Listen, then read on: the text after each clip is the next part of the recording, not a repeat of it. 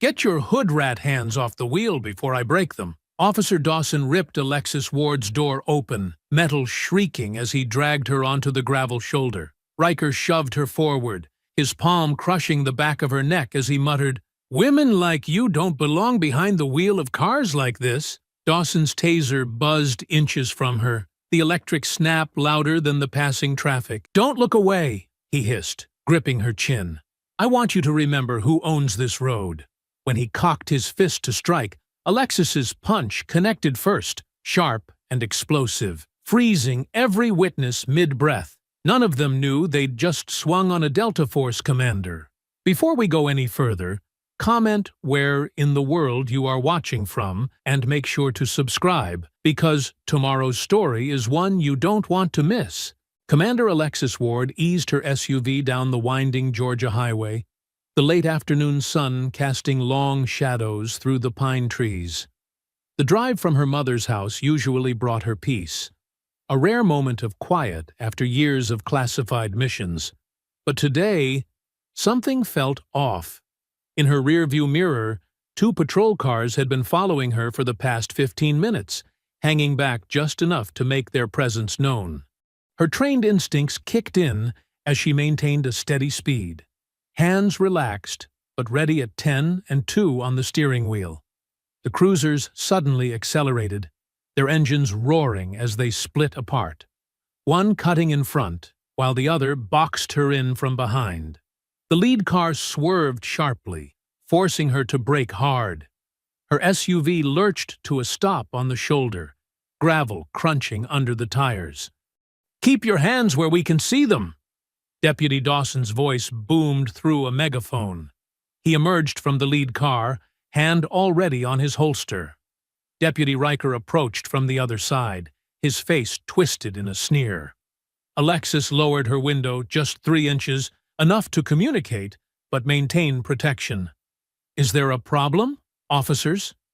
Dawson's face reddened as he stormed up to her window.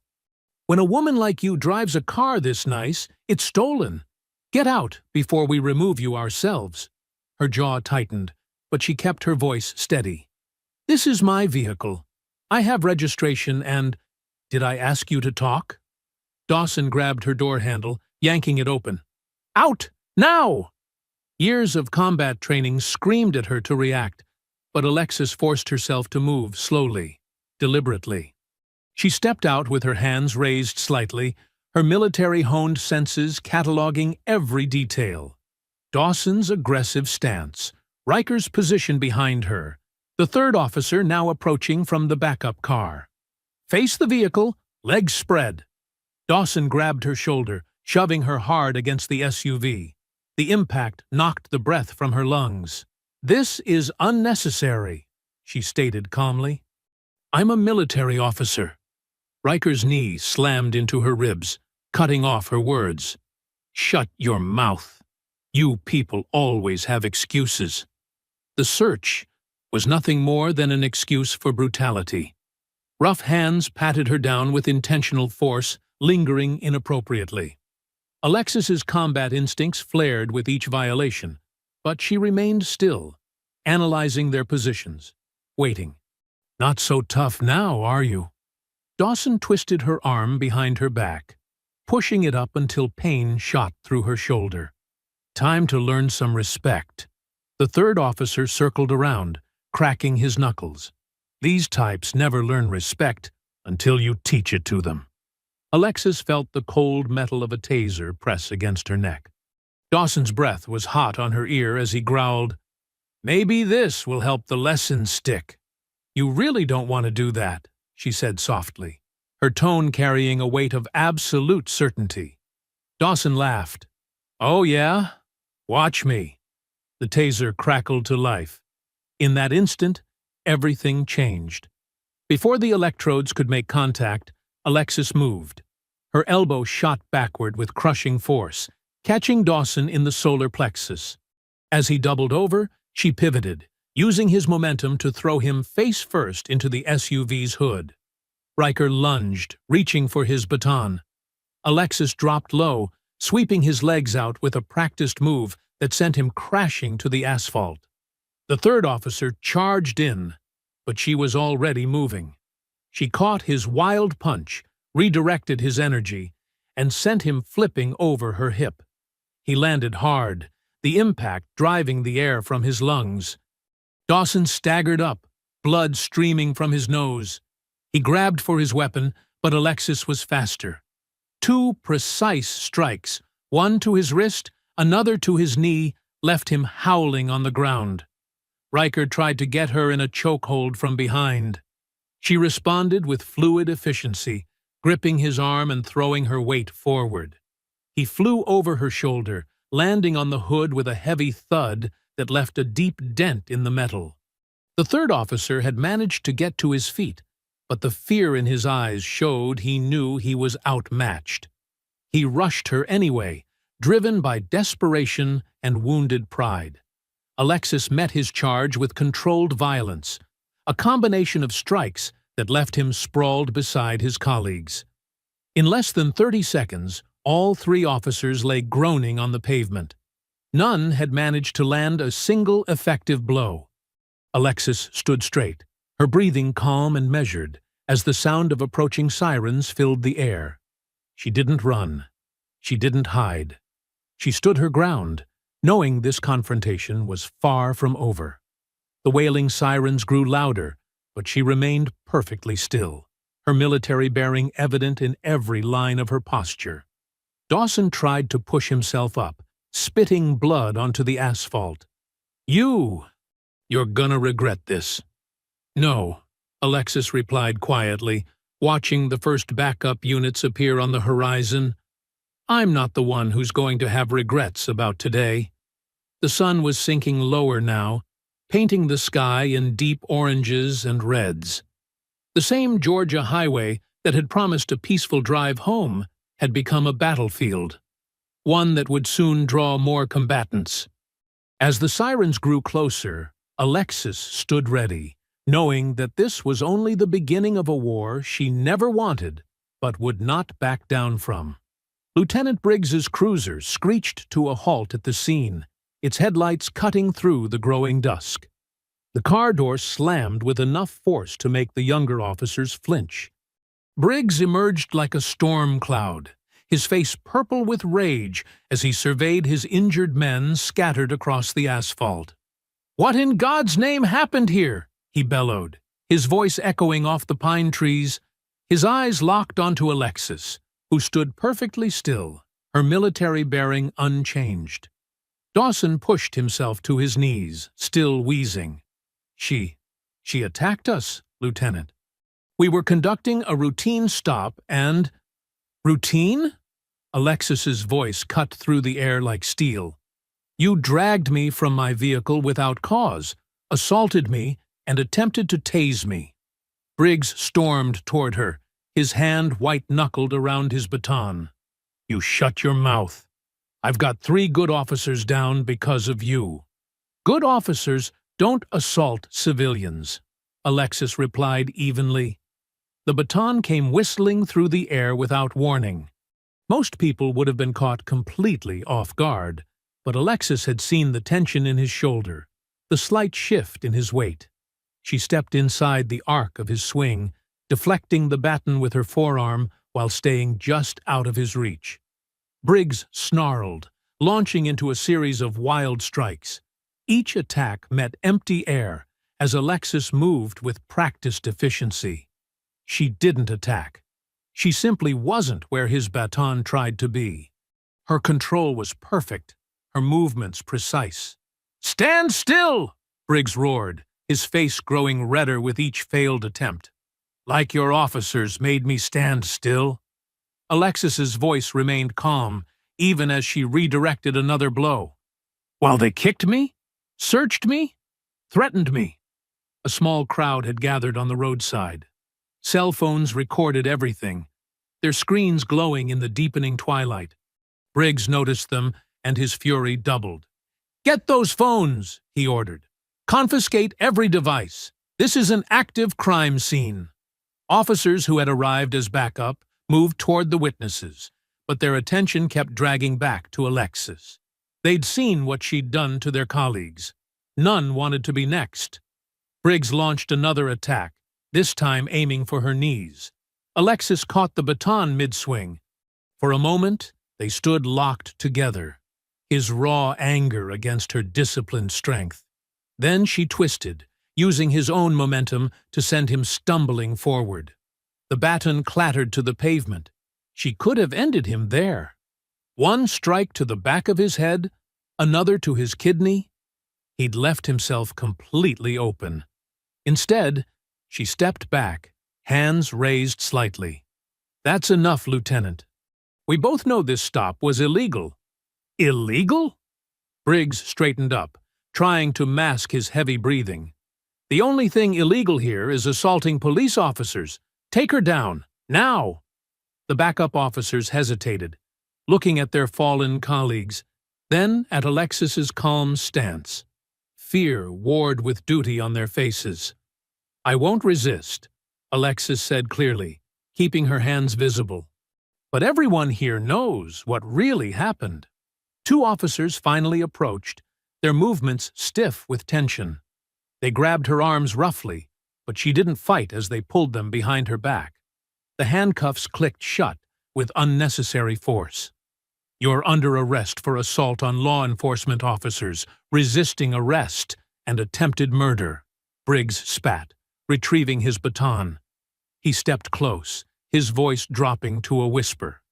"You have no idea what you've just started." As they led her to a patrol car, Alexis watched Briggs directing his men. "Secure the scene. I want every phone, every camera, and someone find out what happened to our dash cam footage." The drive to the county station was tense. Alexis sat silently in the back, observing everything through the cage partition. The officers up front kept glancing at her in the rearview mirror, their nervousness evident in every jerky movement. At the station, she was processed with deliberate slowness. Each step seemed designed to maximize discomfort and humiliation. Through it all, she maintained her composure, gathering intelligence. She noted which officers avoided eye contact, which ones seemed uncomfortable with the situation, and which ones followed Briggs's lead without question. From her position in booking, she could see Briggs in his office, orchestrating the cover-up. Officers cycled in and out, each leaving with specific tasks. One carried out the dash cam hard drives. Another began typing what would undoubtedly be a falsified report. "Computer systems acting up," an officer announced loudly. "Might lose some files tonight." Briggs's smile was cold. "These things happen. Technology's never reliable." They placed her in a holding cell away from other inmates. The concrete walls were cold, the metal bench unyielding. Alexis sat with perfect posture, her training allowing her to find comfort in the discomfort.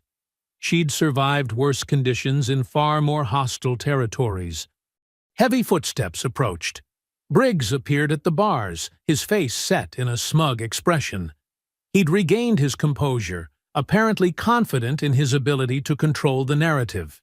"No judge in this county will believe your story," he said, tapping his baton against the bars. "It'll be your word against 3 respected officers. And now look at you, just another violent offender in a cell."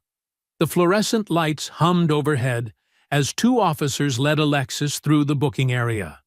Her muscles ached from the hard metal bench, but she kept her posture straight, her face composed.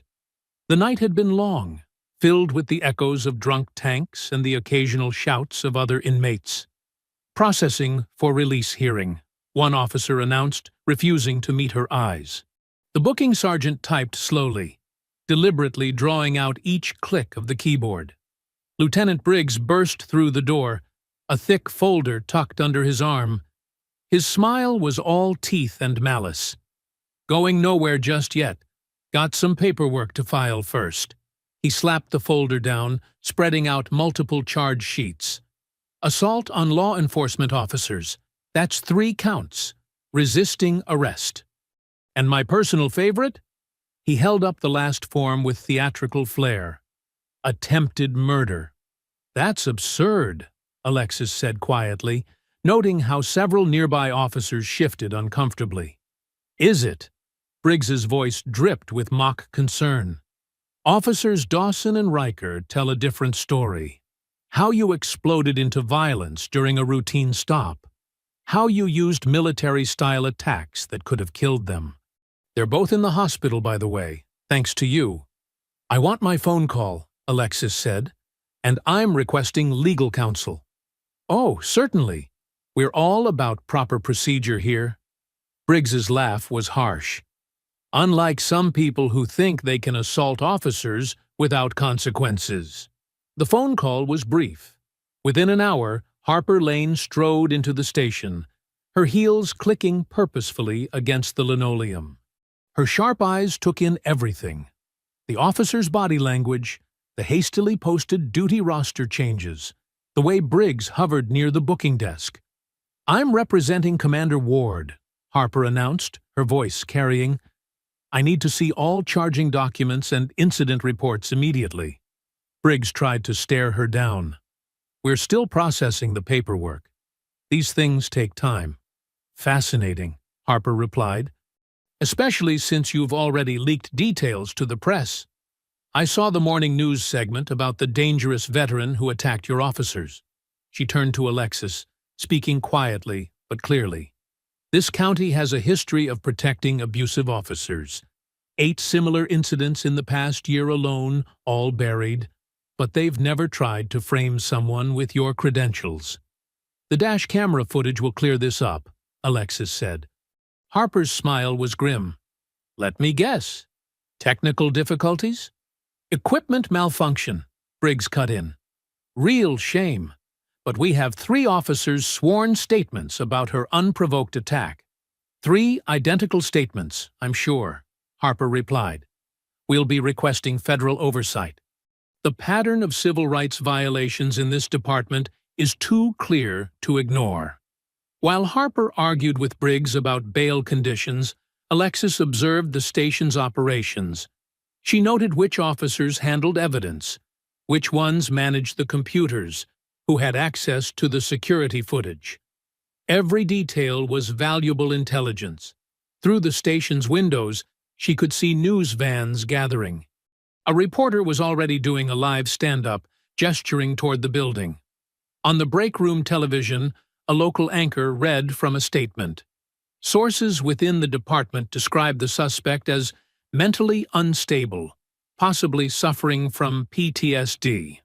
"They're pushing hard to control the narrative," Harper muttered, returning with release papers. "But they made mistakes. The timing of the report submissions, the missing footage, the escalation of charges, it all shows coordination. We can use that." The bail process took another 2 hours. Every signature was scrutinized, every form double-checked. Briggs watched it all, his presence a clear message of intimidation. Finally, Alexis stepped out into the harsh Georgia sun. News cameras swung toward her, but Harper stepped in front, blocking their shots. "No comments at this time. Any questions can be directed to my office." The drive home felt surreal. Every patrol car they passed seemed to slow down, officers craning their necks to look. Harper's words rang in Alexis's mind. "They'll try to isolate you, make you feel watched. Don't let them." Her mother's neighborhood was buzzing with unusual activity. Neighbors stood in clusters, conversation dying as Alexis's car passed. A news van idled at the corner, the reporter perking up at her approach. "I'll have my team start building the case," Harper said as they pulled up to Alexis's house. "We'll need to move fast before they destroy more evidence. Are you sure you don't want to stay somewhere else?" "This is my home," Alexis replied simply. "I won't be driven out." Harper nodded, understanding. "Call me immediately if they try anything. And Commander, be careful. Men like Briggs are most dangerous when they're scared." Alexis walked up her front path, aware of the cameras watching, the neighbors peeking through curtains. Her phone buzzed continuously, news alerts, social media mentions, messages from unknown numbers. The local station's website already had a headline. Violent veteran attacks officers during traffic stop. Inside, her house was quiet, untouched. The silence felt like a refuge after the chaos of the jail. She closed the door, shutting out the world's noise, but her phone kept vibrating. Another alert. Police union demands maximum charges in officer assault case. Alexis placed the phone face down on her counter. They wanted her to feel overwhelmed, isolated, afraid, but they didn't understand who they were dealing with. She'd faced worse odds in places where there were no rules, no cameras, no legal recourse. Here, at least, there was a system, corrupt as it might be, that could be made to work. She looked at her reflection in the kitchen window, seeing the soldier she'd always been. No, she wouldn't be intimidated. Not by Briggs, not by his corrupt department, not by their media manipulation. They had started this fight thinking she was an easy target. They were about to learn just how wrong they were. The morning sky hung low and threatening as Alexis backed out of her driveway. News vans had finally cleared out, but she spotted a patrol car parked 2 blocks down, poorly hidden behind a neighbor's oak tree. They weren't even trying to be subtle anymore. Her phone buzzed with a text from Harper. "Meet at office ASAP. Federal contact agreed to hear us." Alexis checked her mirrors, noting another cruiser that had pulled out behind her 3 turns back. They were getting sloppy with their surveillance, which meant they were getting desperate. The parking garage near Harper's downtown office loomed ahead, its concrete levels rising like a fortress in the gray morning light. Alexis chose the 3rd level, away from the scattered cars on the lower floors. As she pulled into a space, her trained instincts registered multiple details: the echo of boots on concrete, the reflection of movement in parked car windows, the deliberate positioning of vehicles near the exit ramp. She stepped out of her car, keys in hand. "I know you're here," she called out, her voice carrying across the empty level. "Let's skip the theatrics." 4 deputies emerged from behind pillars and vehicles. She recognized Deputy Slate from booking, his young face tight with nervous energy. The others were older, harder-looking. All carried batons, and their stance made it clear this wasn't an official visit. "Lieutenant said you might cause problems," the largest deputy growled, tapping his baton against his leg. "Said we should make sure you understand how things work around here. Before you meet those feds," another added, circling to her left. "Accidents happen in parking garages all the time, especially to people who don't know when to keep quiet." Alexis remained still, analyzing distances, positions, angles.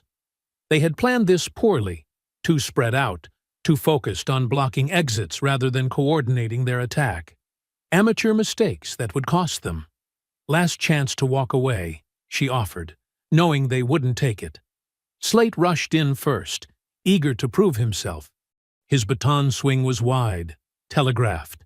Alexis stepped inside his reach, redirecting his momentum into a parked sedan. The impact dented the door and left him gasping. The others attacked together, but without coordination.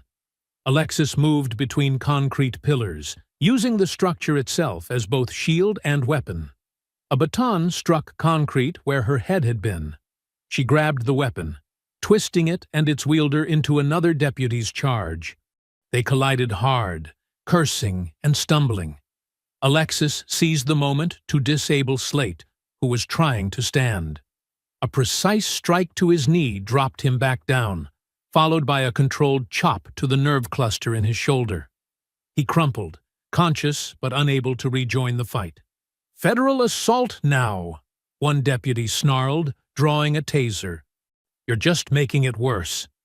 Alexis caught his wrist as the taser sparked, directing the electrodes into his partner's chest. The man convulsed and dropped. Before the taser-wielding deputy could react, she slammed his arm against a pillar, sending the weapon clattering across the concrete. The largest deputy bull-rushed her, trying to pin her against a car. Alexis used his momentum, adding to it with a hip throw that sent him skidding across the rough surface. He rolled to his feet, spitting blood, and charged again. This time she met him with his fallen partner's baton, striking pressure points in rapid succession. He went down hard, clutching his paralyzed arm. The remaining deputy backed away, fumbling for his radio. Alexis closed the distance in 2 steps, trapped his hand before he could key the mic, and disarmed him with a wrist lock that left him kneeling in pain. "Stay down," she ordered, applying just enough pressure to make her point clear. "Unless you want to explain to the medics exactly how you dislocated your own shoulder." The garage echoed with groans and ragged breathing. Alexis retrieved her phone, documenting the scene methodically. The weapons they'd dropped, the positions of the deputies, the damage to vehicles. She sent everything to Harper with a quick text. "Attempted assault in parking garage. 4 deputies. Need cleanup." Slate tried to speak through pain-clenched teeth. "You don't understand. He'll kill us if we don't stop you." "Then you should have thought harder about who you work for," Alexis replied, checking each deputy's condition. None had life-threatening injuries, but they wouldn't be swinging batons again anytime soon. Footsteps echoed from the lower level, civilians drawn by the noise. Someone was already on the phone with emergency services, their voice carrying, "There's fighting in the parking garage. Send police!" Alexis collected the dropped weapons, arranging them clearly for photographs. More evidence of their attempted ambush. More proof of the department's desperation. The first hints of sirens wailed in the distance as she walked calmly toward the exit ramp. The deputies remained where they had fallen, perhaps finally understanding the magnitude of their mistake. Their groans and curses followed her down the concrete passages. She moved steadily, unhurried, her breathing controlled. The garage's shadows gave way to gray daylight. The sirens grew louder, approaching from multiple directions. Soon, this level would be swarming with first responders, and more of Briggs's corrupted force. But she had accomplished what she needed. The attack was documented. The deputies were neutralized without permanent injury. And most importantly, they had proven how far the department would go to silence her. The rising wind carried the sound of more sirens as Alexis emerged onto the street. Red and blue lights reflected off nearby buildings. She took out her phone to update Harper on her delayed arrival, her fingers steady as she typed. The afternoon sun cast long shadows through Harper's office windows as Alexis sat across from her attorney's desk. Files and photographs from the parking garage incident were spread between them, each image a testament to the morning's violence. "They're spinning this faster than I expected," Harper said, tapping a freshly printed news article. "Look at this headline, 'Unstable Veteran Attacks Officers in Parking Structure.' They're painting you as someone who seeks out confrontation." Alexis leaned forward, scanning the article. Her jaw tightened at the quotes from anonymous department sources describing her as a threat to public safety. They moved quickly. "Briggs is smarter than he looks," Harper admitted, shuffling through more papers. "He's already been to the DA's office. My contact there says he spent 2 hours with Marston this morning, right after the garage incident. Let me guess, they're expediting the charges?" Harper nodded grimly. "Marston's calling it a matter of public safety. They're trying to fast-track your prosecution before we can gather more evidence of their corruption." Alexis stood, pacing the length of Harper's office. The carpet muffled her steps as she moved past the law degrees and civic awards adorning the walls. "They're desperate. Those deputies this morning. They were scared. Not just of me, but of Briggs. One of them said Briggs would kill them if they failed. That tracks with what I've been hearing." Harper pulled out another file. 3 complaints in the last year about officers claiming they were forced to falsify reports. All dismissed, of course. But there's a pattern of intimidation within the department. "We need to go higher," Alexis said, stopping at the window. Below, pedestrians moved along the sidewalk, unaware of the corruption festering in their community. Federal oversight. I have a contact at the Justice Department, Daniel Cross. He specializes in department-wide corruption cases. Harper picked up her phone. He's been looking for a way into this jurisdiction for months. Your case might be exactly what he needs. Make the call, Alexis agreed. But Briggs will retaliate as soon as he knows we're reaching out to the feds. He's already retaliating. Harper pulled up an email on her computer. Just got this from a courthouse clerk. Briggs called an emergency meeting with his senior deputies an hour ago. Closed door, no records. Planning their next move. My source says Briggs was livid. Kept talking about containing you before you could do more damage. One deputy suggested backing off, letting things cool down. Harper's expression darkened. Briggs threatened his family. Alexis absorbed this, her military training helping her process the escalating threat. He's showing weakness. Strong leaders don't need to threaten their own people. But wounded animals are the most dangerous, Harper warned. And Briggs has the whole department acting like his personal attack dogs. A knock at the door interrupted them. Harper's assistant entered with more files. These just came from traffic court. They're issuing citations against Ms. Ward's vehicle. Expired registration, improper equipment, missing plates. All fabricated, Harper said, scanning the documents. They're trying to build a paper trail, make you look like a chronic offender. Small-time intimidation, Alexis observed. They're throwing everything they can think of, hoping something sticks. It's more than that. Harper spread out the citations. They're establishing a pattern. Each citation gives them an excuse to pull you over. They're setting up future confrontations.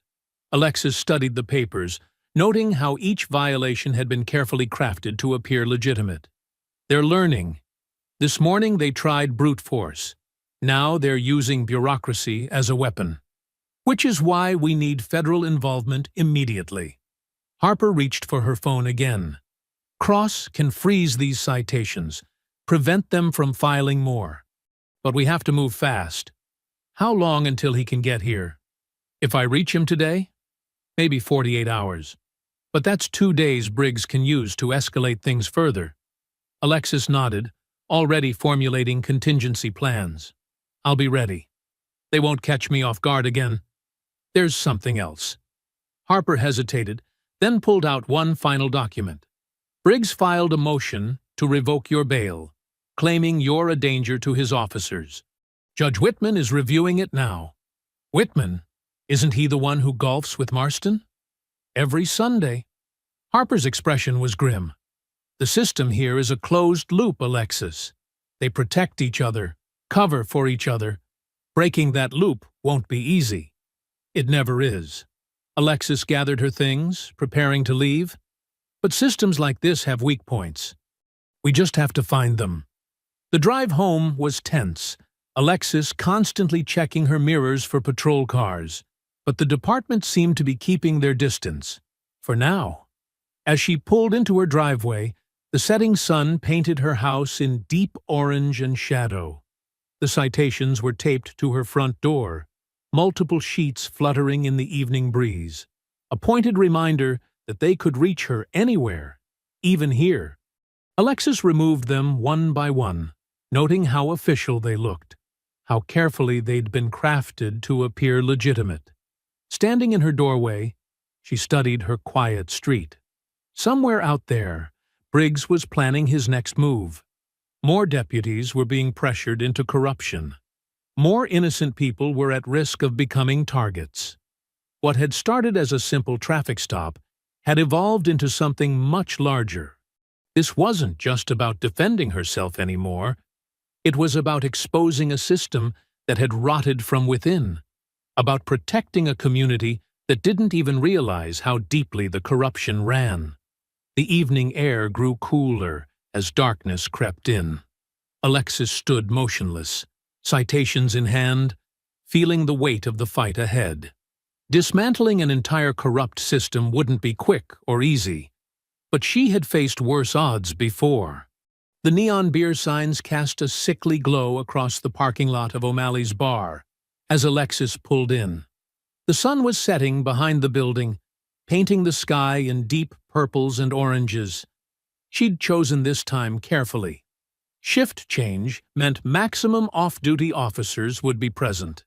O'Malley's had been a cop bar for decades. The wooden sign above the door was weathered, barely legible in the growing darkness. Alexis took a deep breath, centered herself, and pushed through the heavy door. The effect was immediate. Conversations died mid-sentence. Heads turned, eyes narrowed. The place reeked of stale beer and hostility. At least 15 off-duty officers occupied various tables and bar stools, all now laser-focused on her presence. Alexis moved with deliberate calm to the bar, feeling the weight of their stares.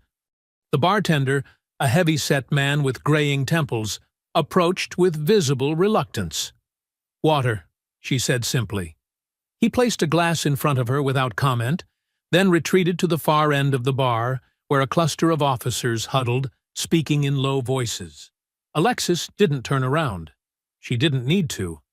The mirror behind the bar gave her a perfect view of the room. Deputy Riker sat at a corner table with 4 other officers, his face flushed from alcohol. His voice carried clearly across the now quiet space. "Told Briggs not to worry about it. Judge Whitman's got his back. Been that way since they were rookies together." One of his companions glanced nervously in Alexis's direction. Riker laughed, louder now, clearly wanting her to hear. "What's she gonna do? That dashcam footage is gone. Briggs made sure of it himself, stayed late to wipe everything clean. No evidence means her word against ours, and we all know how that plays out in Whitman's court." Alexis took a slow sip of water, memorizing details. The mirror showed 3 officers by the pool table beginning to move, positioning themselves between her and the exit. Their movements were clumsy. They'd been drinking heavily. She stood, turning to face Riker's table. The bar grew even quieter, tension crackling in the air. Each step toward his table echoed against the wooden floor. "That footage showed everything, didn't it?" she asked calmly. "That's why Briggs was so eager to destroy it." Riker's face twisted with anger. "You got some nerve coming in here." "Just confirming facts," Alexis said. "Like how Judge Whitman takes bribes to dismiss cases against corrupt officers." One of the drunk officers from the pool table grabbed her shoulder. "Time for you to leave." Alexis didn't move. "Take your hand off me." "Or what?" A second officer moved in, breath heavy with whiskey. "You're outnumbered here." "Last warning," Alexis said quietly. The third officer lunged, trying to grab her arm. Alexis shifted, redirecting his momentum. He crashed into a table, sending glasses shattering across the floor. The first officer swung a wild punch. She blocked it easily, using his own force to spin him into the second attacker. They stumbled, cursing. One grabbed a chair, swinging it like a club. Alexis stepped inside his reach.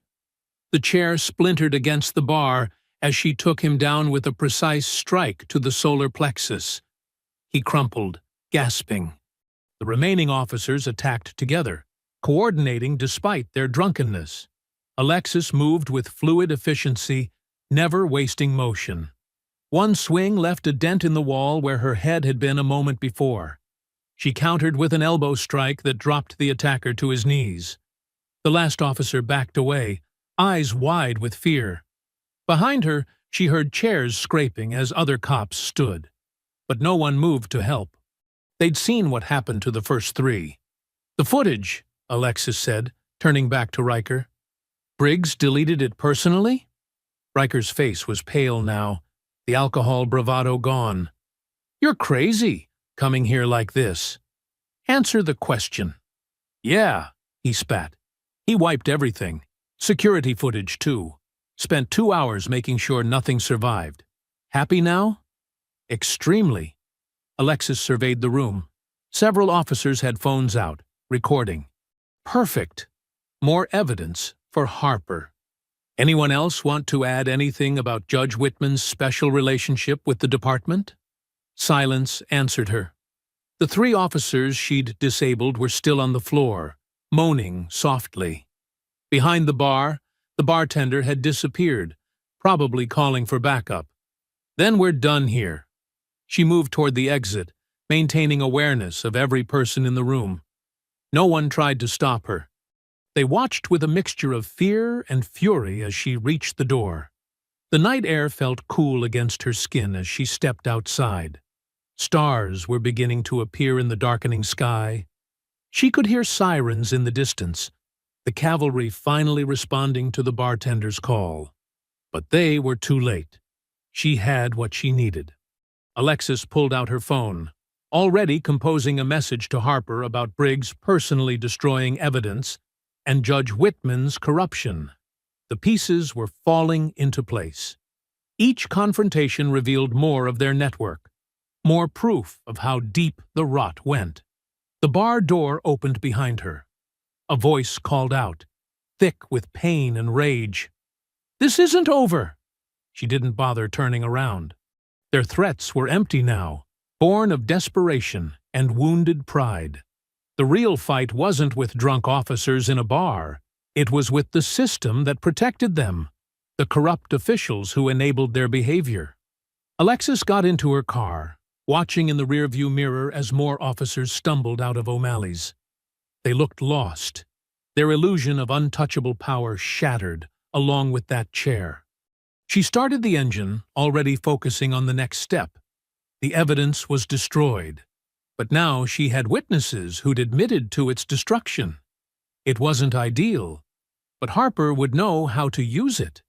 The sirens grew louder as she pulled away from the bar, leaving behind a scene of broken furniture, bruised egos, and the first real cracks in the department's wall of silence. The morning sun cast long shadows across the empty road as Alexis headed toward Harper's office. Her phone, propped on the dashboard, displayed a carefully organized summary of last night's revelations at O'Malley's. The recorded confessions about Briggs and Judge Whitman would blow this case wide open. A flash of white and blue in her rearview mirror caught her attention. A patrol SUV had appeared behind her, following uncomfortably close. Alexis checked her speed, exactly at the limit. The SUV's grille filled her mirror, close enough that she could make out the driver's face. Officer Matthews, one of Briggs's most loyal attack dogs. "Here we go," she muttered, gripping the wheel tighter. The patrol vehicle swerved into the oncoming lane, engine roaring as it pulled alongside her. Matthews' partner Reynolds sat in the passenger seat, both men wearing expressions of pure hatred. Alexis maintained her speed, watching as Matthews jerked his wheel toward her. The first impact was tentative, a warning bump that made her tires squeal. She countered with a defensive driving technique, maintaining control while appearing to struggle. "Come on," she said quietly. "Show me what you're really here for." As if hearing her challenge, Matthews slammed his SUV into her car with full force. The impact sent shudders through her vehicle. But Alexis was ready. She'd already activated her phone's camera, mounted to capture everything. The road ahead curved sharply to the right, bordered by a steep ditch. Matthews accelerated, trying to pin her against the guardrail. Instead of fighting it, Alexis tapped her brakes. The patrol SUV shot forward, overshooting its mark. "Amateur hour," she said, watching Matthews struggle with his steering. His vehicle fishtailed, tires leaving black streaks on the asphalt. Reynolds grabbed the dashboard, panic clear on his face. Alexis executed a perfect pursuit intervention technique, a precision tap to the patrol SUV's rear quarter panel. The effect was devastating. Matthews overcompensated, sending the vehicle into an uncontrollable spin. The patrol SUV careened across both lanes, hit the shoulder, and rolled once before settling in the ditch. Steam hissed from the crumpled hood. Alexis pulled over, positioning her car to block any escape routes. Matthews kicked his door open, stumbling out with his hand on his holster. "You're dead!" he screamed, but his voice shook. Blood trickled from a cut on his forehead. "Stay where you are," Alexis called out, phone recording everything. "Keep your hands visible." Reynolds emerged from the passenger side, already reaching for his radio. "Unit 47, officer down!" Alexis moved with practiced efficiency. 2 quick strikes dropped Matthews before he could draw his weapon. Reynolds backed away, fumbling with his radio. "Shots fired! Shots!" She closed the distance in 3 steps, sweeping his legs and pinning him face down. "No shots fired," she said calmly, securing his arms. "Just like there was no reason for you to try running me off the road." "Briggs will kill you for this," Matthews groaned from where he lay. "Add that threat to the recording," Alexis replied, checking both officers for serious injuries. Finding none, she used their own handcuffs to secure them to their vehicle's push bar. The whole encounter had lasted less than 2 minutes. Alexis returned to her car, reviewing the footage. Every second was clear. The unprovoked attack, their attempts to cause a fatal crash, and Matthews's final threat. She created multiple backups, sending copies to Harper and the federal tip line she'd been given. Steam continued rising from the patrol SUV's mangled hood. The front axle was clearly broken, and fluid leaked steadily into the dirt. Both officers stared at her with a mixture of hatred and fear as she prepared to leave. "You know what the difference is between us?" she asked them. "I could have killed you both easily. Instead, you'll live to face consequences." She nodded toward her phone. "Everything's recorded. Your careers are over." "Briggs owns this county," Reynolds spat. "You got nothing." "Look around," Alexis said. "Your vehicle's destroyed. You're handcuffed to your own bumper. Your attack failed completely." "Still think Briggs is winning?" Neither officer responded. In the distance, sirens began to wail. Likely their backup, finally responding to the aborted radio call. Alexis got into her car, checking the time. She'd still make her meeting with Harper, now with even more evidence of the department's desperation. "Backup's coming," Matthews called out weakly. "You won't get far." Alexis started her engine. "I'm not running. I'll be at my lawyer's office, filing assault charges against both of you. Feel free to send more officers. We'll add witness intimidation to the list." She pulled away smoothly, watching in her mirror as the patrol SUV's hood released another cloud of steam. The morning sun caught the smoke, making it glow like a signal fire. Let them come, she thought. Each attack only proved how corrupt they were, how far they'd go to protect their power. The sirens grew louder behind her, but Alexis maintained exactly the speed limit. Her phone buzzed. Harper had received the footage and was already preparing motions. The federal tip line had also responded, requesting an immediate interview. The road stretched ahead, empty now except for the approaching police cars in her mirror. Their desperate attack had failed, just like every other attempt to silence her. More importantly, they'd proven exactly what she'd been saying. This wasn't about one traffic stop or a few bad officers. This was about a system so corrupt that its members would attempt murder in broad daylight, confident they'd face no consequences. Alexis checked her mirror one last time. The smoking patrol SUV was barely visible now, but she could imagine Matthews and Reynolds trying to explain this disaster to their arriving colleagues. Their story wouldn't match the video evidence. Their careers, built on bullying and corruption, were finally crumbling. She turned onto the highway leading to Harper's office, ready to add this latest attack to their growing mountain of evidence.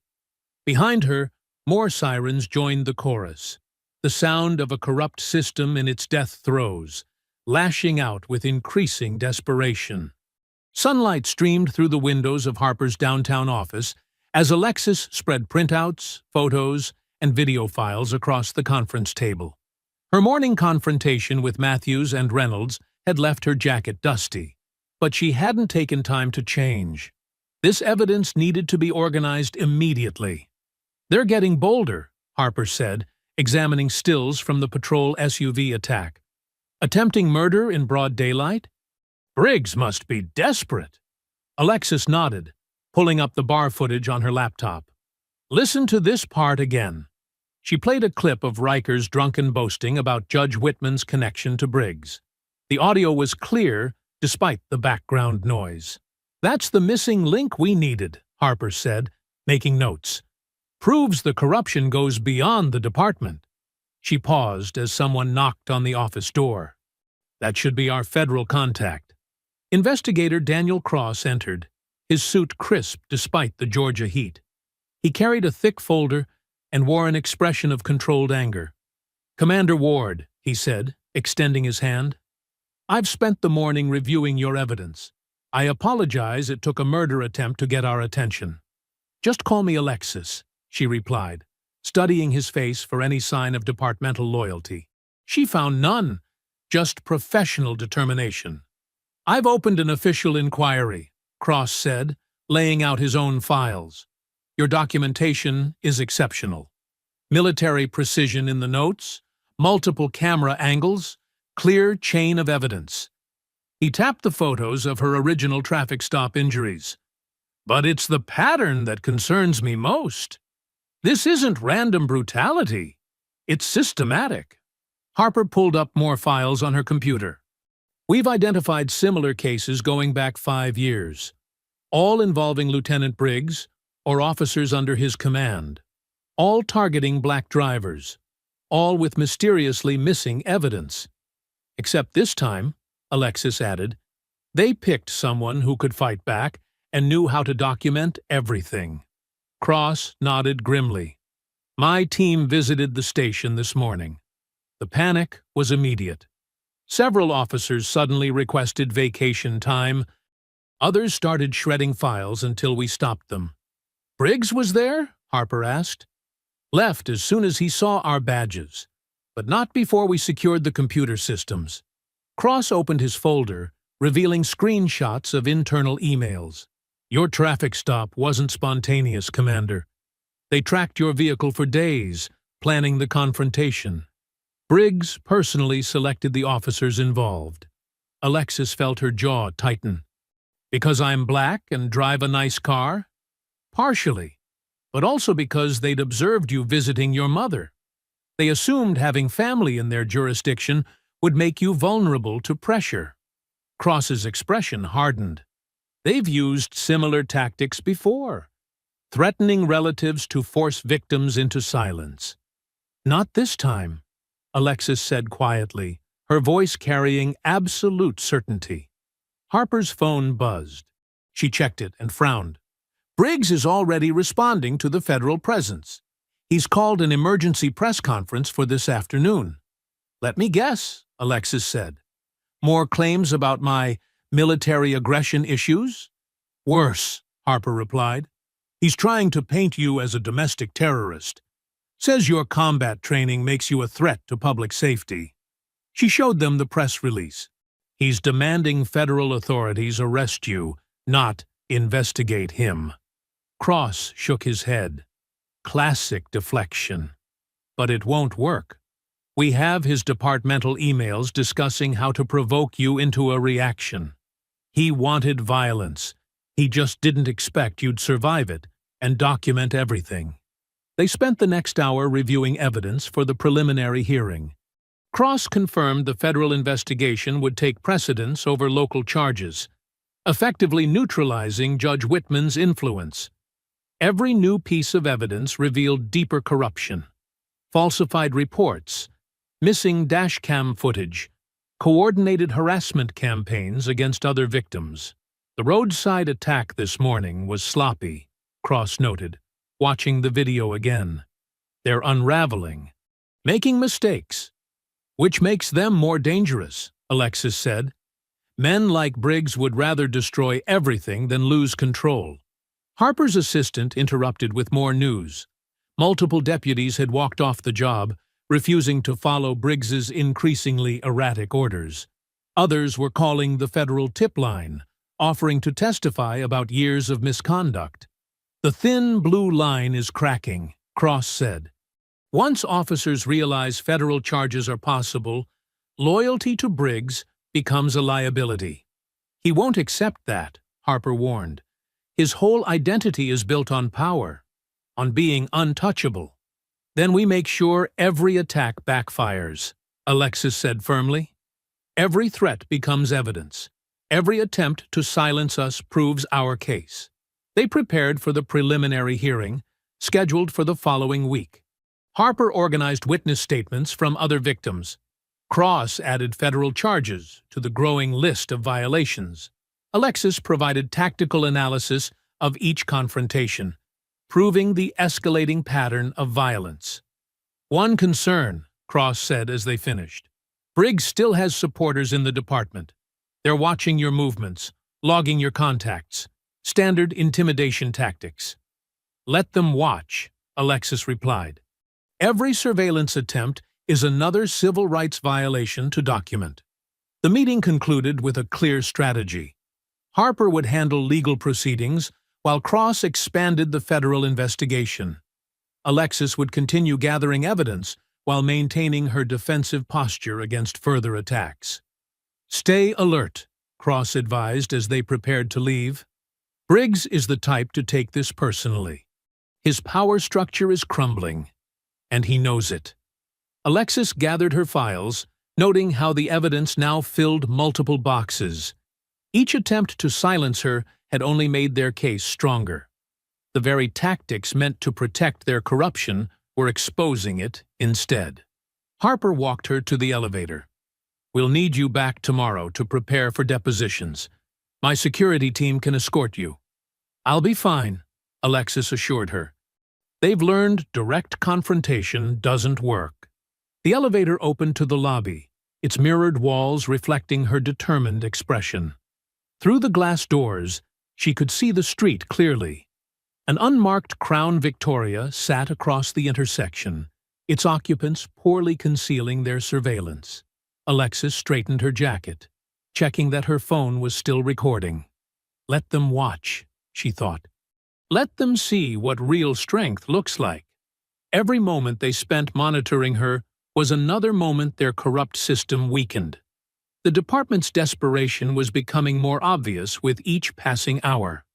Their power, built on decades of unchecked authority, was finally facing real consequences. And Alexis intended to see those consequences through to the end. The wooden benches creaked under the weight of spectators as Alexis entered the crowded courtroom. Every seat was filled, with people standing against the back wall. News of federal involvement had drawn reporters, civil rights activists, and countless citizens who'd experienced similar abuse. Harper walked beside her, briefcase filled with evidence. Investigator Cross sat at a separate table, his presence adding federal weight to the proceedings. Across the aisle, Lieutenant Briggs and his department lawyer projected false confidence. Judge Marshall entered, and the room stood. Unlike Judge Whitman, who'd recused himself after his connections to Briggs emerged, Marshall had a reputation for independence. Her expression revealed nothing as she reviewed the morning's motions. "We'll begin with the federal evidence," Marshall announced, nodding to Investigator Cross. Cross approached the bench with a digital recorder and transcripts. "Your Honor, during our investigation of missing dash-cam footage, we recovered backup audio from officer body microphones. Department policy requires these recordings be preserved for 90 days. They were deliberately hidden in a miscategorized archive." Briggs shifted in his chair as Cross connected the audio system. His lawyer whispered urgently in his ear. "The first recording is from Deputy Dawson's microphone, time-stamped to the initial traffic stop," Cross explained. The courtroom fell silent as Dawson's voice filled the space. "Look at this one. Driving Daddy's car, I bet. These people always trying to show off what they ain't earned." Riker's voice followed. "Time to teach some respect. Been too long since we had a good one." The racial slurs that followed made several spectators gasp. The recording captured their approaching footsteps, the aggressive commands, and most crucially, their discussion of using force before any interaction occurred. Dawson. Watch this. Gonna make her squirm. Riker. Just don't leave marks where cameras can see. You know the drill. Harper stood. Your Honor, this proves premeditation. The officers plan to use excessive force before any contact with my client. The department lawyer objected, claiming the recordings could have been altered. Judge Marshall overruled immediately. The Federal Forensics Lab has authenticated these recordings, Cross stated. We have continuous audio from multiple officers' devices. He played another clip, the moment they dragged Alexis from her vehicle. The sounds of impact were clear, along with their taunting comments about putting her in her place. The recording captured Alexis's calm warnings, followed by the distinct buzz of Dawson's taser. Several jurors visibly recoiled at the officer's language and threats. Even Judge Marshall's neutral expression cracked slightly. The prosecution has charged Commander Ward with assaulting officers and resisting arrest, Harper addressed the court. These recordings prove she acted in self-defense against an orchestrated attack motivated by racial bias. Briggs's face had turned deep red. His hands gripped the table edge until his knuckles went white. Cross presented more evidence, internal emails showing the department's pattern of targeting black drivers, testimony from officers who'd quit rather than participate in Briggs's schemes, data proving systematic evidence destruction. Your Honor, the department lawyer attempted, these recordings were obtained without proper... They were obtained through standard federal investigation protocols, Judge Marshall cut him off. And they revealed deeply disturbing conduct by law enforcement officers. Alexis watched Briggs carefully. His composure was crumbling. The carefully constructed image of authority he'd maintained for decades was dissolving in real time. Judge Marshall reviewed the transcripts again. Based on this evidence, I'm dismissing the charges of assaulting an officer and resisting arrest. Commander Ward's actions clearly constitute self-defense against excessive force and civil rights violations. A wave of whispers swept through the courtroom. Briggs shot to his feet. "This is nonsense," he shouted. "She attacked my officers. We can't let these people—" "Lieutenant Briggs," Judge Marshall's voice cracked like a whip. "Control yourself, or be held in contempt. Your choice of words is telling." Harper stood. Your Honor, given the clear evidence of civil rights violations, we move to dismiss all remaining charges against my client. So ordered, Marshall replied, without hesitation. Furthermore, I'm referring this matter to the Justice Department's Civil Rights Division for additional investigation. The gallery erupted in murmurs.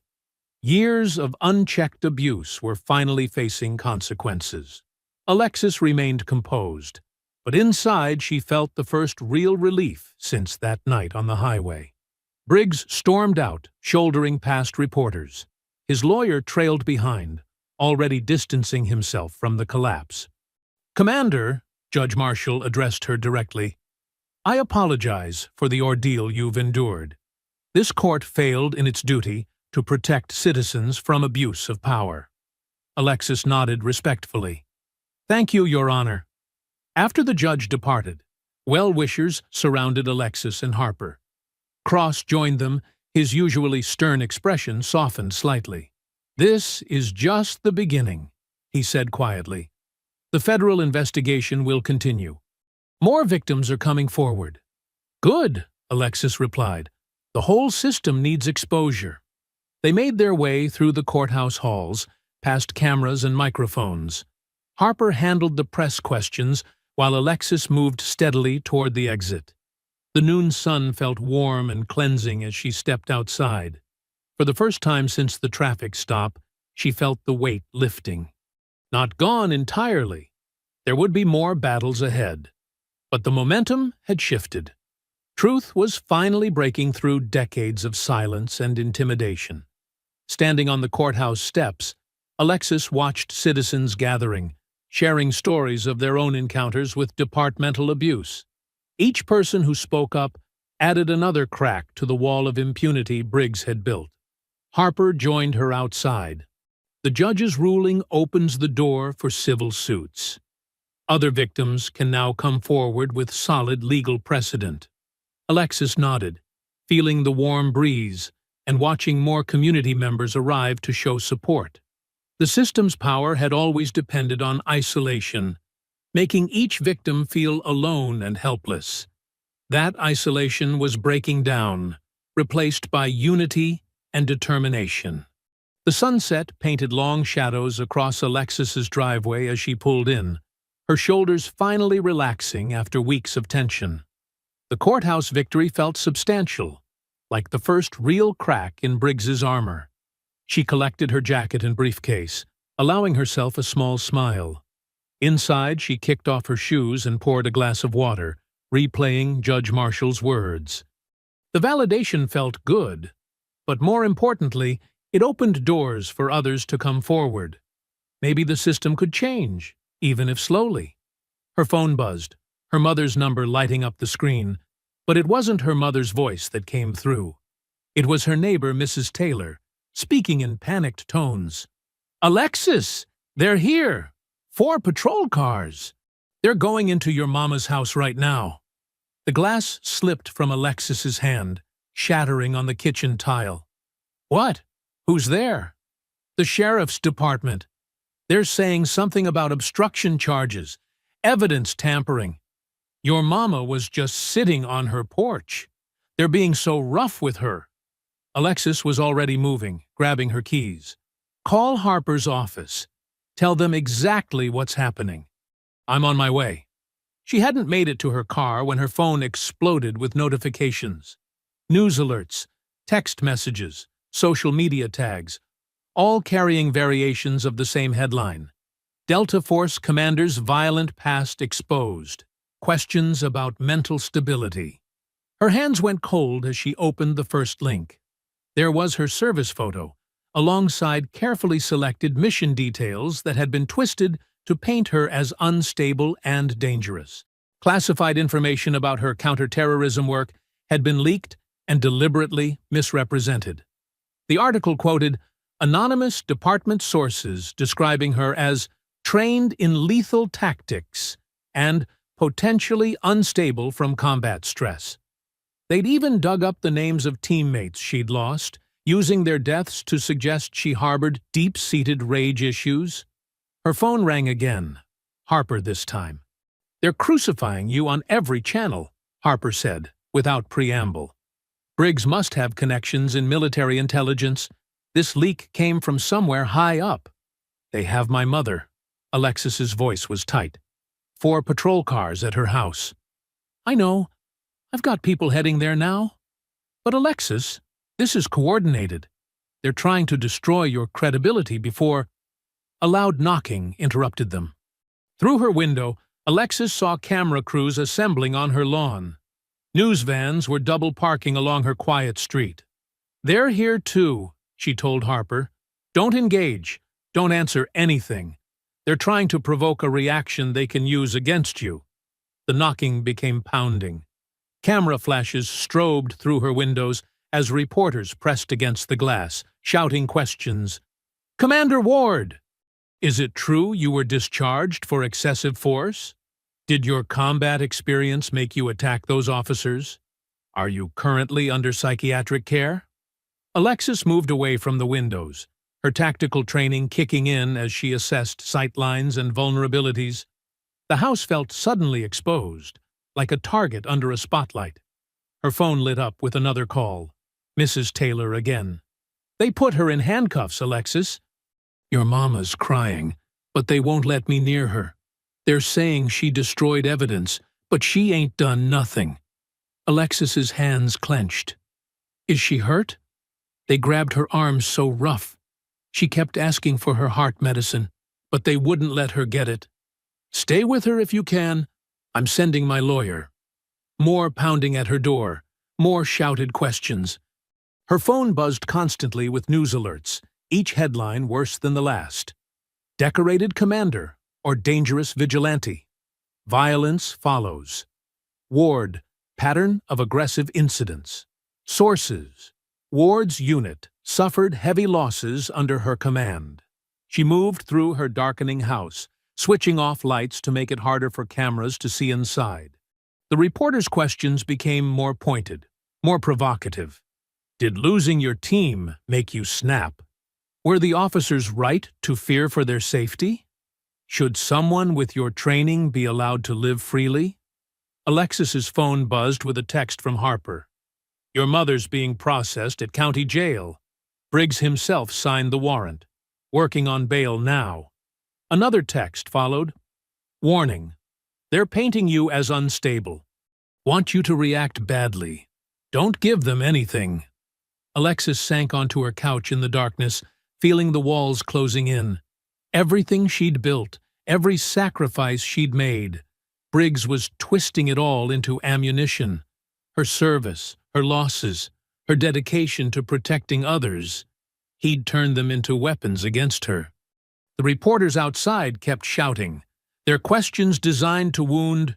Did you enjoy hurting those officers like you hurt enemy combatants? How many people died under your command? Are you a danger to the public?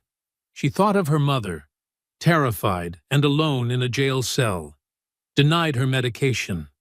Thought of her teammates, their memories being twisted into tabloid fodder. Thought of every person Briggs had ever abused, knowing he believed himself untouchable.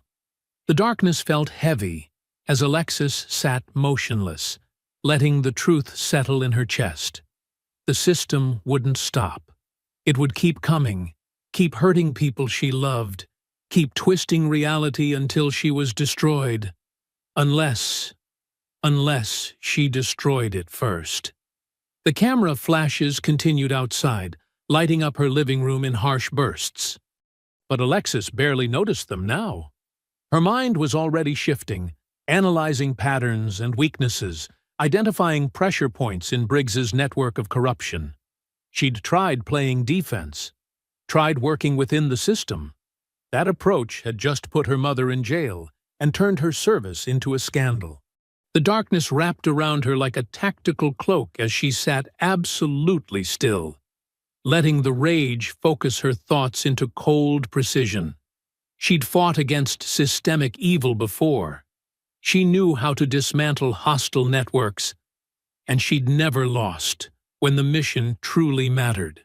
Morning sunlight sliced through Alexis's bedroom blinds, casting tiger-striped shadows across her bare walls. She hadn't slept, hadn't even tried.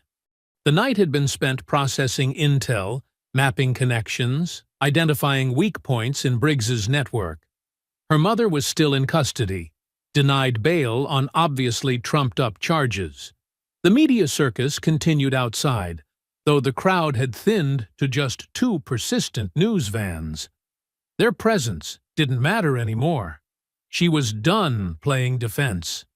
Alexis moved through her morning routine with mechanical precision. Cold shower, protein bar, black coffee. Her tactical mindset had fully engaged, treating this like any other hostile network that needed dismantling. She packed her evidence files into a secured briefcase, recordings, timestamps, witness statements, financial records she'd gathered through back channels. The reporters perked up as she emerged from her house, but she ignored their shouted questions. Their cameras followed her to her SUV, desperate for any reaction they could twist into controversy. She gave them nothing. 20 minutes later, she walked into Harper's office. The attorney was already there with Investigator Cross, both looking grave as they watched a morning news segment about Alexis's troubled military past. They're really pushing the unstable veteran angle, Harper said, muting the TV. Your mother's still being held without... I know where this goes next, Alexis interrupted, setting her briefcase on the desk. Briggs will keep escalating until someone dies, so we end it first. She pulled out her files, spreading them across Harper's desk in precise rows. Private prison corporations showing massive profit spikes every time Briggs's department conducts special enforcement periods. Traffic stop quotas targeting specific neighborhoods. Kickback patterns disguised as consulting fees. Cross picked up one of the documents, eyebrows rising. "How did you get these financial records?" "I have contacts who owed me favors. Everything's authenticated." Alexis tapped another folder. 3 years of dash cam footage Briggs claimed was accidentally deleted. Backed up on private servers.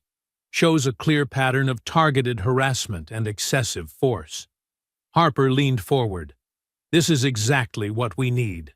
But it's also incredibly dangerous. These corporations have serious political influence." "They also have a serious paper trail," Alexis said. "Names, dates, dollar amounts. Enough to trigger multiple federal investigations." She turned to Cross.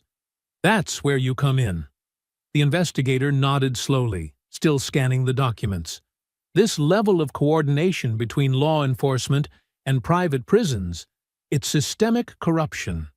But Alexis, if we move on this, they won't just try to discredit you. They'll try to eliminate you. They already are. Alexis's voice was steel. "But now we have proof of why. Show them how much money they're making off false arrests. Show them the kickback patterns. Show them everything." Harper spread out more files, her legal mind already building cases. "We'll need protection for witnesses. Several of these officers might flip if offered immunity." "Already handled," Cross said. "I've got a task force on standby. But timing is crucial. If Briggs realizes we have all this, he'll burn everything and run," Alexis finished. "That's why we trigger him first. Make him react without thinking." She pulled out a final file. Surveillance photos showing Briggs meeting with prison executives in private locations. He's already paranoid. When these hit the media, he'll assume someone in his inner circle betrayed him. He'll make mistakes.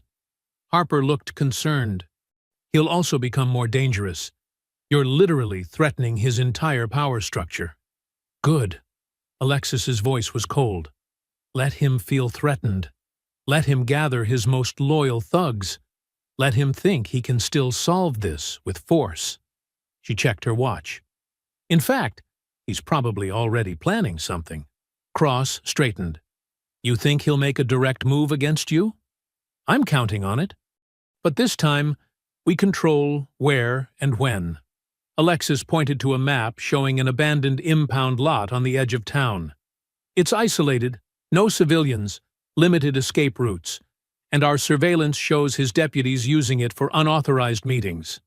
"Perfect place for an ambush," Cross said grimly. "Exactly. So we leak my location through his informants. Let him think he has one last chance to silence me before these files go public." Alexis's eyes were focused and lethal. "He'll bring everyone who's compromised, everyone who can't afford an investigation." Harper shook her head. "It's incredibly risky. Even with your training, it's necessary." Alexis cut in. "We need them all in one place, making one last criminal act we can document. Clean, clear evidence of conspiracy." Cross studied her for a long moment. "You're talking about using yourself as bait. I'm talking about ending this completely." She met his gaze. "Your task force can't move until we have absolute proof of criminal intent. I'll get you that proof." They spent the next hours refining the plan. Harper coordinated with trusted reporters to prepare the financial exposure. Cross positioned surveillance teams. Alexis walked them through tactical scenarios, entry points, likely reactions. The sun tracked across the sky as they worked. Alexis kept one eye on her phone, watching for news about her mother. The jail was still denying visits, claiming security concerns. By late afternoon, their sources confirmed movement in Briggs's camp. Deputies were being quietly contacted. Vehicles were being moved to the impound lot. The trap was being set, exactly as Alexis had predicted. Darkness fell as she parked a block from the lot. Through her windshield, she could see multiple vehicles already gathered inside the fence. More headlights approached from side streets. Briggs was assembling his force. Alexis checked her phone one last time. A text from Cross. "Surveillance in position. Still time to wait for backup. She didn't respond. Instead, she stepped out into the cool night air, her boots silent on the cracked pavement. The lot's chain-link fence rattled softly in the breeze. Beyond it, shadowy figures moved between parked cars and storage containers. She could hear their muttered voices, the metallic sounds of weapons being checked. Briggs was gathering everyone who was compromised, everyone who had participated in his corruption. Just as she'd planned. Inside the dimly lit impound lot, Alexis walked steadily through pools of shadow cast by security lights. Briggs stood in the center of a loose circle. Nearly a dozen deputies spread out around him. The air was thick with tension and the metallic smell of old cars. "You just couldn't let it go," Briggs called out, his voice echoing off container walls. "Had to keep pushing until you forced our hand." Alexis scanned her surroundings with practiced efficiency. Stacked shipping containers created urban canyons. Rusted vehicles sat like silent witnesses. Tools and chains lay scattered across oil-stained concrete. Every piece of terrain was a potential weapon or shield. "Nobody leaves here until she's dealt with," Briggs announced to his men. "Permanently." The deputies shifted nervously, checking weapons. Some held batons or lengths of pipe. Others gripped heavy chains. A few had hands hovering near holstered firearms. Their breath fogged in the cold night air. "Last chance to walk away," Alexis said calmly. "Anyone who leaves now stays off the indictment list." A young deputy, barely more than a rookie, took an uncertain step backward. Briggs whirled on him. "You move! Your career is over," he snarled. "Everyone here is committed. No backing out." The deputy froze, fear visible even in the dim light. Alexis logged his position. He'd hesitate in the fight, creating a gap in their circle. "Take her!" Briggs ordered. The first deputy charged forward, swinging a heavy chain. Alexis stepped inside his arc with fluid grace, caught his wrist, and twisted. The chain clattered to the ground as he dropped, crying out in pain. She kicked it away into the darkness. That broke the tension. Deputies rushed her from multiple angles, weapons raised. Alexis moved like water, each motion flowing into the next. A baton strike whistled past her head as she ducked. She caught the attacker's arm, using his momentum to throw him into two others. Metal rang against metal as a pipe hit the container behind her. Alexis spun, drove her elbow into the deputy's solar plexus, then pushed off him to avoid a chain swinging for her legs. The fight expanded, deputies spreading out to surround her. Alexis backed toward a storage container, analyzing angles and distances. 3 deputies approached from the front, trying to pin her. Instead of retreating, she planted one foot on the container's side, pushed up, and grabbed the edge. In one smooth motion, she pulled herself onto the top, gaining the high ground. "Don't let her stay up there!" Briggs shouted. "Get her down!" 2 deputies scrambled up opposite sides of the container. Alexis waited until they were committed to their climb, then stomped hard on one's fingers. He fell back with a yell. The other managed to get one hand on top. She grabbed his wrist and yanked him forward, sending him tumbling across the container's surface. Below, deputies circled like wolves, looking for angles to attack. Some tried throwing tools and debris. Alexis dodged a wrench, letting it clang behind her. The elevation gave her precious seconds to study their positioning. Briggs had moved back, coordinating the assault. 4 deputies guarded the container's corners. 3 more spread out with chains and pipes, ready to strike if she descended. The rookie hung back, clearly uncertain. A deputy with a baton managed to climb up from behind. Alexis heard his boots on metal and spun. He swung wild, off balance on the uneven surface. She blocked with her forearm, trapped his weapon arm, and used his forward momentum to throw him off the container. He crashed into 2 others below. "Use your firearms!" Briggs screamed, losing composure. "End this!" The sound of multiple holsters unsnapping echoed through the lot. Alexis was already moving. She ran along the container's edge as the first shots cracked out, bullets sparking off metal. At the corner, she grabbed a hanging chain and swung down, putting the container between her and the armed deputies. In the shadows underneath, she found the chain she'd kicked away earlier. Wrapping one end around her fist, she waited as boots approached from both sides. The deputies were moving more cautiously now, coordinating their attacks. A baton thrust into the darkness, trying to flush her out. Alexis caught it with the chain, yanked hard, and disarmed its owner. Another deputy dove under the container with a pipe raised. She redirected his strike into the metal above, the impact numbing his hands. Shouts and curses filled the air as more deputies converged. Alexis rolled out from her cover, chain whipping out to tangle one deputy's legs. He pitched forward as she rose, using him as a shield against the others. When two rushed her together, she pushed her captive into them and spun away. The fight shifted through pools of light and shadow. Alexis moved constantly, never letting them pin her down. She used the terrain ruthlessly, slamming attackers into containers, tripping them over debris, forcing them to bunch up in narrow spaces where they hindered each other. The rookie finally worked up his courage and charged with a length of pipe. Alexis disarmed him almost gently, then pushed him away. "Stay down," she advised. "This isn't your fight." He scrambled back, eyes wide with fear and relief. Briggs was shouting himself hoarse, trying to coordinate his remaining forces. Half his deputies were already down, nursing broken bones, twisted joints, or simply unwilling to rise. The others were hesitating, their confidence shattered. Alexis vaulted onto a wrecked car, chain still gripped in one hand. Two deputies rushed her position from opposite sides. She flipped down between them just as they swung, their weapons passing through empty air where she had been. Her boots hit concrete as their momentum carried them forward, and their weapons collided with brutal force, sending both deputies staggering. Alexis swept their legs with a low spin, leaving them groaning on the concrete.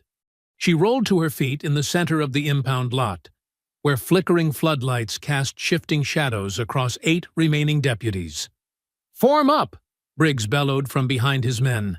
"Don't let her pick you off."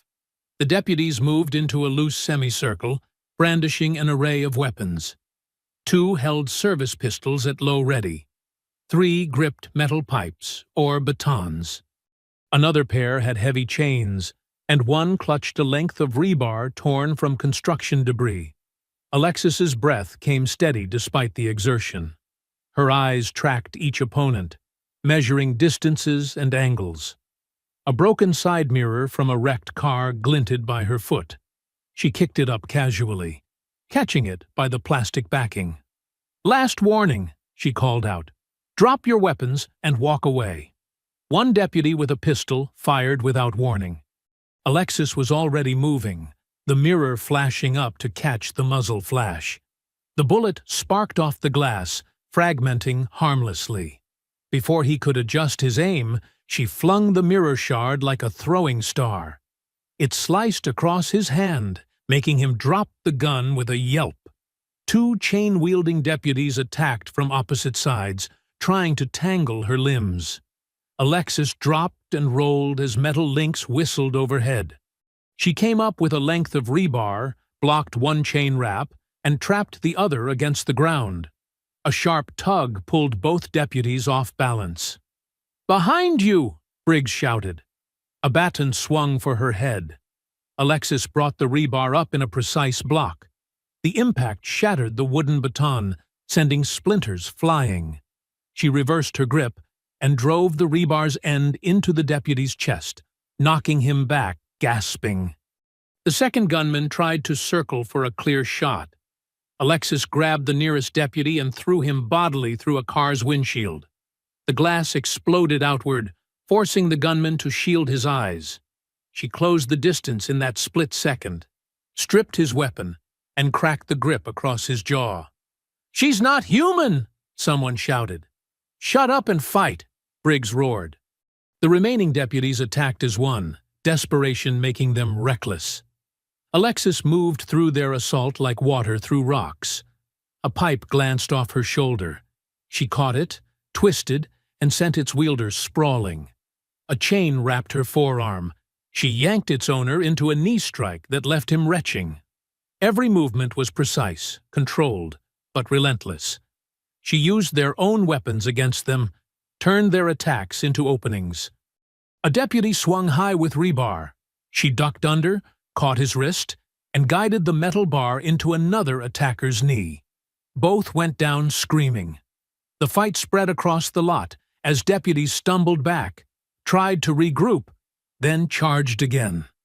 Alexis never stayed still, using the terrain to control engagement distances. She vaulted a hood when they tried to surround her, kicked off a container wall to avoid a wild chain swing, rolled under a pipe strike to sweep another deputy's legs. Sweat gleamed on her skin, but her breathing remained measured. The deputies were gasping, cursing with effort and pain. Their attacks grew wilder, less coordinated. Fear replaced anger in their eyes as she systematically dismantled their numerical advantage. A deputy rushed her with a length of pipe. Alexis caught it mid-swing, twisted it free, and dropped him with his own weapon. Another tried to tackle her from behind. She used his momentum to throw him into a stack of tires. He landed in a tangle of rubber, too dazed to rise. The remaining deputies began backing away, looking to Briggs for guidance. Their lieutenant stood rigid with fury, watching his elite crew fall apart. Years of unchallenged authority crumbled with each defeated officer. Two deputies tried a coordinated attack, one high and one low. Alexis timed her response perfectly. She caught the high strike, redirected it into the low attacker, then dropped both with quick strikes to vulnerable points. They collapsed, clutching bruised joints and muscles. Another deputy charged with a roar, swinging a heavy chain. Alexis stepped inside his guard, blocked his arm against her body, and delivered 3 precise hits to nerve clusters. The chain slipped from nerveless fingers as he dropped to his knees. The last standing deputy, the one who'd fired first, retrieved his dropped pistol. His hand shook as he raised it. Alexis was already moving. She closed the distance before he could aim, trapped his gun arm, and applied careful pressure to his wrist. The weapon clattered to the ground as tendons stretched to their limit. "Please," he gasped. "Don't!" She released him with a small push. He stumbled back, then turned and ran into the darkness beyond the floodlights. The sound of his boots faded into the night. Alexis stood in the center of the lot, surrounded by groaning, defeated deputies. Some clutched injured limbs. Others lay still, conscious but unwilling to rise. The ground was littered with dropped weapons, chains, pipes, broken batons, and scattered debris. Her chest rose and fell with steady breaths as she took in the scene. Despite the intense combat, her movements remained fluid, controlled. She had fought with precision rather than anger, dismantling their assault with tactical efficiency. The floodlights buzzed overhead, casting harsh shadows across the battlefield. In their unsteady glow, Briggs stood alone, his face twisted with rage and fear as he gripped a steel pipe in white-knuckled hands. The weapon trembled slightly, betraying his terror as he faced the woman who had just defeated his entire crew. Briggs let out an animalistic roar and charged forward, the steel pipe whistling through the air in wild, desperate swings. His face was contorted with rage and fear, spittle flying as he screamed incoherently. The floodlights caught the metal's dull gleam as it sliced toward Alexis's head. She shifted her weight slightly, letting the pipe pass within inches of her face. The breeze from its passage barely stirred her hair. Briggs stumbled forward, thrown off balance by his own momentum. and fury. "Stand still and fight," he bellowed, recovering for another swing. Alexis remained centered, tracking his movements with practiced ease. "You're done, Lieutenant! Drop it!" He responded with another wild assault, the pipe cutting violent arcs through the air. Each swing grew more erratic than the last, his technique degrading into pure desperation. Alexis weaved through the attacks, her movements economical and precise. "You ruined everything!" Briggs screamed. The pipe crashed against a nearby container when she sidestepped, sending metallic echoes across the lot. Years of control, respect, gone because of you. Respect? Alexis's voice remained level despite the lethal dance. "You mean fear. That's all you ever had." He swung the pipe in a vicious horizontal strike. This time, instead of evading, Alexis stepped into his guard. Her forearm caught the pipe mid-swing, trapping it against her body. The impact was jarring, but her technique absorbed the force perfectly. Briggs tried to wrench the weapon free, but Alexis had already secured her grip. She shifted her weight, applying targeted pressure with her forearm braced against the pipe's length. The metal groaned, then snapped with a sharp crack that echoed off the surrounding containers. Before Briggs could release his end, Alexis flowed into a joint lock. Her hands found precise pressure points as she controlled his wrist and elbow. He tried to resist, but physics and leverage were absolute. "No," he started to say. Alexis completed the motion. There was a wet popping sound as his elbow dislocated, followed by a distinct crack as the arm broke cleanly. Briggs's scream cut through the night air. He dropped to his knees, cradling his ruined arm. "You crazy he choked out through clenched teeth. "I'd think carefully about your next words," Alexis said quietly. She maintained the joint lock with one hand, ensuring he stayed down. "Federal agents are recording everything now." Briggs's head snapped up. Through the pain sweat on his face, she saw the moment he registered the new arrivals. Investigator Cross stood at the lot's entrance with several FBI agents, their weapons drawn. More importantly, multiple cameras and recording devices were pointed directly at the scene. "This is your one chance," Alexis continued, applying subtle pressure to remind him of his position. "Confess, all of it. The traffic stop setup, the evidence tampering, the coordination with the private prisons, everything. I don't know what you're—" He cut off with a gasp as she shifted her grip slightly. "Wrong answer." Her voice remained steady. "Let's start with the dash cam footage you deleted. Walk us through exactly how that happened." Briggs tried to squirm free, but the joint lock was absolute. Sweat ran down his face as he looked frantically between Alexis and the advancing federal agents. His resistance crumbled. "Fine," he spat. "I ordered the footage erased. Had IT wiped the whole system to cover our tracks. And the reason for the initial stop?" His laugh was bitter, tinged with pain. "We target them all. Anyone black in a nice car gets stopped, searched, arrested if possible. Keeps the private facilities full, keeps the kickbacks flowing." "Who else is involved?" Cross called out as he approached, recorder extended. "Half the department. Judge Maxwell." "D.L. Reynolds." Briggs's words tumbled out now, his composure shattered. "They all get their cut. Been running it for years." Alexis maintained the hold as Cross moved closer, documenting every detail. Around them, federal agents were securing the conscious deputies, reading rights and applying cuffs. Medical teams began arriving to treat the more seriously injured officers. "And my mother?" Alexis asked quietly. "The false arrest?" "Insurance," Briggs grimaced. "Thought we could pressure you to back off. Should have known better. Should have seen what you were when you dropped my men that first day." Red and blue lights began strobing across the lot as more law enforcement vehicles arrived. The flashing colors painted surreal patterns across the scattered weapons and fallen deputies. Evidence teams moved in, photographing and documenting the scene. "That's enough for now," Cross said, stopping the recording. He nodded to nearby agents. "Take him."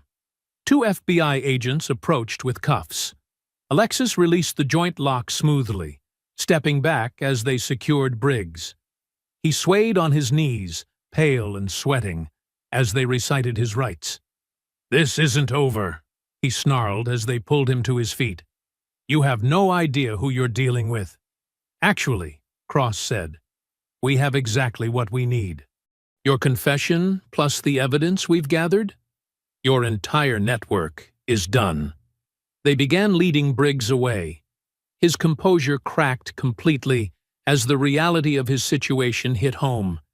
He started screaming, hurling threats and obscenities that echoed off the containers. Alexis stood motionless, watching as they dragged him toward a waiting vehicle. The flashing emergency lights cast alternating shadows across her face. She remained silent, her expression neutral, as Briggs's shouts faded into the night. Around her, the impound lot had transformed into a full crime scene. Evidence markers dotted the ground. Photographers documented the fallen deputies and scattered weapons. Federal agents moved with purpose, securing suspects and gathering testimony. The corrupt system Briggs had built was being dismantled piece by piece under the strobing lights. Morning light streamed through the tall windows of the federal building, casting long shadows across the polished floor. Alexis sat in Investigator Cross's office, a cup of untouched coffee growing cold on the desk before her. Harper Lane sat beside her, legal papers spread across her lap, while Cross leaned against his desk with a satisfied expression. "The dominoes are falling fast," Cross said, holding up a fresh report. Briggs's confession opened the floodgates. Deputies are turning on each other, everyone trying to cut a deal before it's too late. Harper nodded, rifling through her documents. "The evidence is overwhelming. Briggs, Dawson, and Riker are facing multiple federal civil rights violations. The conspiracy charges alone carry decades of prison time." "What about the others?" Alexis asked, her voice steady. "The DA submitted his resignation this morning," Cross replied. "Didn't even try to fight it. Judge Maxwell is under investigation by the Judicial Review Board. The sheriff's entire command structure is being dismantled." Alexis took a slow breath, processing the rapid changes. Just days ago, these men had seemed untouchable, protected by their badges and a corrupt system. Now they were falling like playing cards in a strong wind. "Your mother's release papers were processed an hour ago," Harper added softly. "All charges have been expunged. The county is already talking settlement to avoid a lawsuit." A tight knot in Alexis's chest finally began to loosen. Her mother's false arrest had been the cruelest part of Briggs's retaliation. "How is the restructuring looking?" "The FBI is overseeing a complete overhaul," Cross explained. "New leadership, new training protocols, external oversight committees. They're using this case as a template for reforming other troubled departments." He pulled up a news website on his computer monitor, turning it so Alexis could see. The headlines were a stark contrast to the smear campaign of just days before. "Delta Force Commander exposes police corruption. Hero veteran stands up to systemic abuse. Corrupt officers face federal charges." "Public opinion has shifted completely," Harper said. "You're being hailed as a whistleblower who exposed decades of institutional racism and abuse of power. People are calling for national reforms based on your experience." Alexis skimmed the articles, seeing her own story reflected back in a new light. The truth had finally broken through the wall of lies Briggs had built. "That's actually why we called you in today," Cross said, straightening up. "The Justice Department is forming a special task force to review and reform use-of-force standards across the country. They want you to head it." Alexis looked up sharply. "Me?" Harper smiled. "Who better? You have the military background, the tactical expertise, and now first-hand experience with police abuse of power. You can speak to both sides of the equation. Your unique perspective could help reshape how law enforcement approaches conflict resolution, Cross added. Help prevent other departments from becoming what Briggs created here. Alexis stood and walked to the window, looking out over the city. The morning sun caught the glass of distant buildings, making them shine like beacons. She thought about that night on the highway, when 2 patrol cars had targeted her simply for being black in an expensive vehicle. How many others had faced similar abuse without her training and resources to fight back? The position would give you real authority to implement changes, Harper continued. Set new training standards, establish accountability measures, create proper oversight systems. You could help ensure no one else has to go through what you and your mother experienced, Cross said quietly. Alexis turned back to face them. Her expression was resolute. When do they need an answer? They're announcing the task force next week, Cross replied. But they're willing to wait for you if you need time to consider. I don't, Alexis said firmly. This is exactly the kind of mission I'm trained for. Identifying threats, developing countermeasures, protecting civilians. The battlefield has just shifted. Harper beamed. I was hoping you'd say that. I already have the paperwork ready. They spent the next hour reviewing documents and discussing initial priorities. The scope of the task force was ambitious, but Alexis felt energized by the challenge. This was a chance to create lasting change. As they wrapped up the meeting, Cross's phone buzzed. He checked the message and smiled. Your mother's processing is complete. She's waiting in the lobby. Alexis gathered her things quickly. The 3 of them rode the elevator down together, emerging into the bright marble lobby where Sarah Ward stood waiting. Her mother's face lit up at the sight of her daughter. They embraced tightly, neither speaking for a long moment. When they separated, both women had tears in their eyes. Ready to go home? Alexis asked softly. Her mother squeezed her hand. More than ready. They walked together through the lobby's revolving doors, emerging onto the courthouse steps. The morning air was crisp and clean, carrying the promise of spring. News crews had gathered, but they kept a respectful distance, allowing the mother and daughter their moment of peace. Alexis took a deep breath, feeling the weight of the past weeks finally lifting from her shoulders. The storm had passed. The corrupt system that had targeted them was being dismantled. More importantly, she now had the opportunity to prevent similar abuse from happening to others. Her mother seemed to read her thoughts. You're going to take that task force position, aren't you? Yes, Alexis replied. Someone needs to make sure what happened to us can't happen again. Sarah nodded proudly. Then you better get to work. There's a lot of fixing to be done. They stood together in the morning sunlight, free at last from Briggs's shadow. The courthouse rose behind them like a massive stone guardian, no longer a symbol of corruption, but of justice restored. For Alexis, it marked not just an ending, but a new beginning, a chance to reshape the very system she had survived. I hope you enjoyed that story. Please like the video and subscribe so that you do not miss out on the next one. In the meantime, I have handpicked 2 stories for you that I think you will enjoy. Have a great day.